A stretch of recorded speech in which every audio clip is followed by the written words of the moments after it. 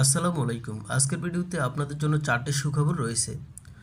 প্রথম সুখবর, ইউপি নির্বাচনের সময়সূচি স্পষ্ট। ডক্টর মোহাম্মদ ইউনূসের নেতৃত্বে অন্তর্বর্তীকালীন সরকার ঘোষণা করছে, সংস্কার শেষ হলে ডিসেম্বর 2025-এ ইউপি নির্বাচন। সংস্কারে আরও বেশি সময় লাগলে জুন 2026-এ নির্বাচন। এটি ভোটারদের মধ্যে একটি নিরাপত্তাবোধ সৃষ্টি করছে যে নির্বাচন হবেই। দ্বিতীয় সুখবর, মেম্বারদের ভোটে চেয়ারম্যান নির্বাচন ও নারী প্রতিনিধিত্ব। চেয়ারম্যান সরাসরি ভোটে নয়, মেম্বারদের ভোটে নির্বাচিত হবেন। এটি একটি সংসদীয় মডেল। প্রতি ওয়ার্ডে 2জন মেম্বার, যার মধ্যে একজন নারী, বাধ্যতামূলক। নারীর 50% প্রতিনিধিত্ব নিশ্চিত হবে।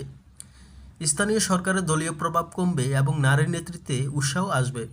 তৃতীয় সুখবর, শিক্ষাগত যোগ্যতা বাধ্যতামূলক। মেয়র ও চেয়ারম্যান হতে হলে ন্যূনতম বিএ পাস থাকতে হবে।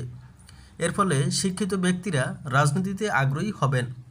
টাকা পেশিশক্তির দাপট কমবে। সচেতন ও যোগ্য নেতৃত্ব তৈরি হবে। চতুর্থ সুখবর, অনুপস্থিত চেয়ারম্যানদের বদলে প্রশাসক নিয়োগ। যেসব ইউপিতে চেয়ারম্যান অনুপস্থিত, সেখানে প্যানেল চেয়ারম্যান বা প্রশাসক নিয়োগ হবে। নির্বাচনের আগ পর্যন্ত সেবা ও প্রশাসনিক কাজ চালু থাকবে।